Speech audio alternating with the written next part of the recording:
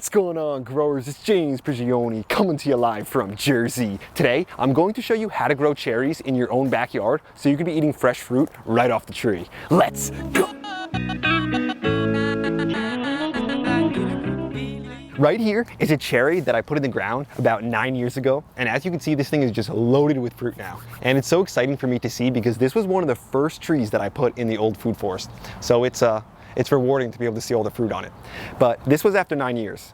I encourage you guys to get fruit trees in the ground because it doesn't take 9 years to get fruit on a cherry like this. In fact, it only takes a few years. Let me take you over to a younger cherry where we have fruit on now and get more into the how-to of growing these. Here is a Nugent sweet cherry that I planted only 4 years ago, and I put it in the ground in the early spring of 2018.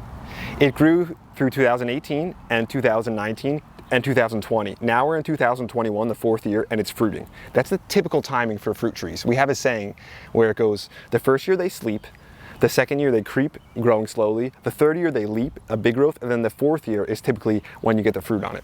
So when it comes to cherries though, we've got two types. We've got sweet cherries and sour cherries. Sour cherries, also called tart cherries sometimes, and these ones, the sour cherries, are actually self-fertile. So you can grow those with just one tree. Another thing about tart cherries is that they'll grow best in zones 4 to 6, and they'll usually produce fruit at a younger age than your sweet cherries.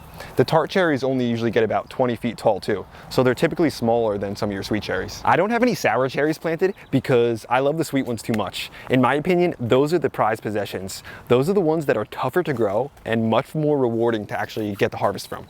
So when it comes to the sweet cherries, they like growing in a more mild climate, typically in zones 5 to 7, and these trees, the sweet cherries, most of the time they're going to need another pollinator, a variety that they can be compatible to cross-pollinate with. So typically you're going to need more than one tree, but there are some trees that are self-fertile for the sweet cherries, like the Stella cherry. That's a good choice. Or if you don't have space too, you could go with a multi-grafted cherry tree so they can pollinate themselves within the one tree.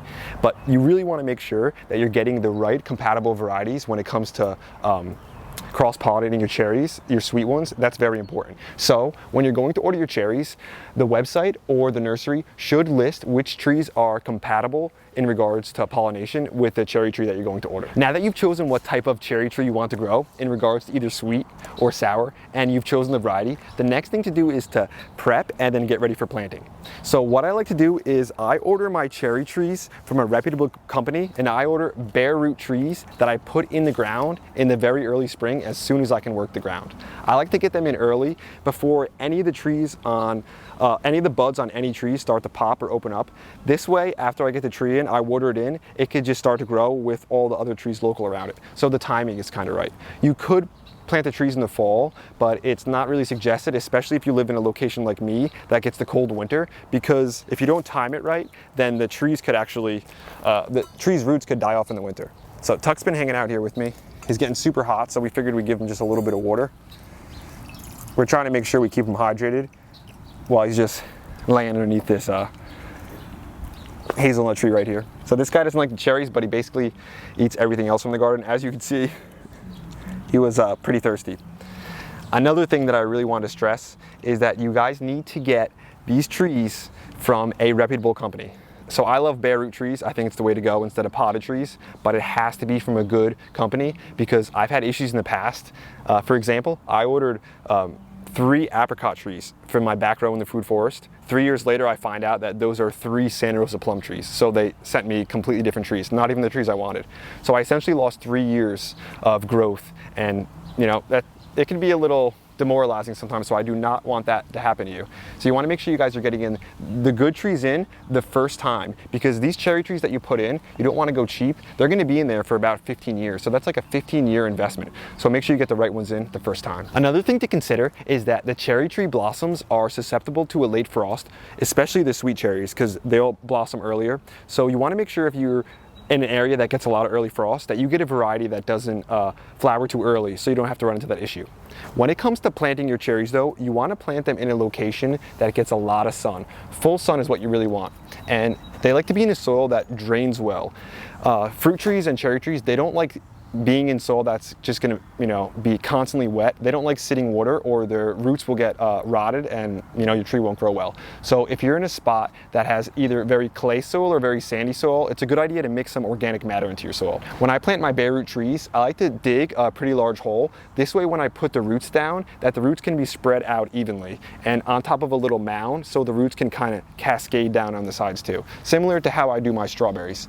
So we want to make sure that we're getting some organic matter in there too. I like to layer it in with the soil, and we're cutting out any of the bad roots or anything. We're making a clear spot for that tree to excel and grow. I also like to mix in some mycos to inoculate the tree with that mycorrhizal fungi to help the growth when it's young. And if you're planting a bare root tree like me, or any grafted tree, you want to make sure that where the graft union is, where the rootstock meets the upper half tree, the graft, you want to make sure that union is above the ground.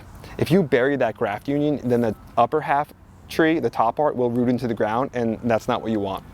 And when you're planting out potted trees, if they're relatively root bound, you want to make sure you break up the roots around the tree and then plant it into the ground. This way the roots can grow in all different directions and they don't just tie themselves all up. But again, I suggest getting bare root trees. I've had a lot more luck with them. After you have your tree planted, you want to make sure that you get a nice thick mulch down, like these wood chips right here. What these wood chips are going to do is it's going to help to retain the moisture. It's going to help suppress the weeds so there's not much competition for the tree. And it's also going to help to keep the soil at a nice consistent temperature. When it comes to fertilizing your trees, you can fertilize them in the spring. What I like to do is go around some of my trees in the spring and just put some compost around the base of them. That'll be some good consistent fertilizer, and that'll just help. You don't really want to do it in the fall. It's better to do in the spring instead. When it comes to watering for your young trees, it's a good idea to water them for the first, I'd say, like 4 months or so as they're just getting started, because if it's a bare root tree, it's just developing those new roots, and when the heat comes, you want to make sure it has some support. So make sure you get onto the watering when the trees are young. When it comes to pruning, the sour cherries and the sweet cherries are a little different. I don't have a sour cherry, for example, but the sour cherries tend to grow in like more of a natural spreading form. So they do better if you prune them to an open center, like I do with my peach trees. I'll show you a peach tree to give you an example. And the sweet cherries, they actually like growing to more of a central leader, like this, or an apple. So this will be the center leader growing up and will allow this tree to grow naturally, like an apple or a pear would. I'll show you a picture of that. So your sweet cherries don't really even need much pruning. The only pruning you really need to do of them is you can open up some light when the cherry tree gets bigger and it starts producing. You can open up, tip off some of these branches just to allow light to penetrate more. But whenever you're doing pruning, unless you're removing any diseased or bad wood, whether it's sweet cherry or sour cherry, you only want to be pruning in the late fall or winter when the tree is in dormancy. Now it's harvest time, the point we've all been waiting for. So when it comes to harvesting your cherries, there are a few things you want to take into account. The first one is that you should really try to pick your cherries when they're fully ripe, because the last couple days of ripening is when the sugar content really raises up. So that's when your cherries are going to be best. Although you can get them a little early, like I grab them sometimes to make sure you get them from the birds, because they do still taste absolutely delicious.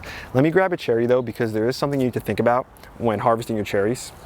So when we harvest a cherry, we don't just want to rip at the stem, because this is the fruit spur. This is where the cherry flowers are going to be next year, so we don't want to rip that off right there. Instead, and we don't want to pull the cherry down here and remove it from the stem. So a safe way to do it, because we want to be delicate, is to just cut the cherry stem off. So it's like this. This way it's safe and it'll last longer when we try to store it, because if we were to remove the thing like this, that'll cause it to rot quickly. And we also don't want to damage the tree. So how you harvest them actually makes a difference. Let's taste this and see how good it actually is, even though it's not fully ripe.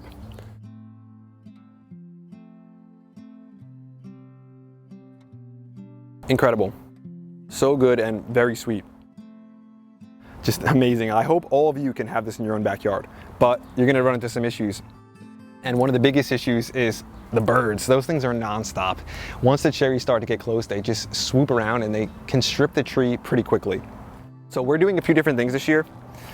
And the best thing you could possibly do is a bird netting, just to cover the tree with a bird netting or an insect netting. But this tree is so large, so it's tough to cover the whole thing, and we don't want to cause too much fungal damage as well. So instead we're doing a few things. We've got this owl that we're going to set up and just put it around the cherry tree. Keep moving the location just to kind of scare the birds away if we can. We've also got flash tape.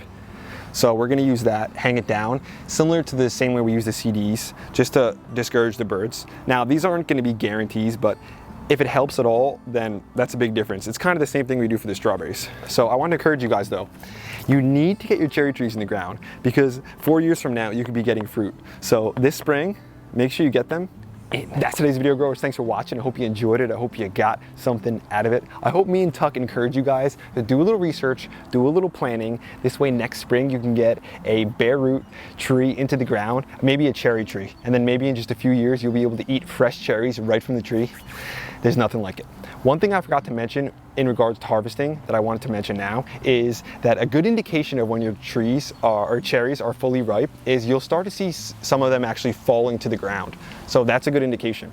And before I let you go, I wanted to thank John O'Brien, one of the new channel members. Thanks for being a part of Team Grow and thanks for joining. Me and Tuck really appreciate it. If you guys enjoyed the video though, hit the like button, hit the subscribe button, share with your friends. Don't forget to check out the merch down low. And remember, whenever you're on Amazon, start your shopping with our Amazon affiliate link. Doesn't cost you anything. Tuck and James will be back at you again real soon. We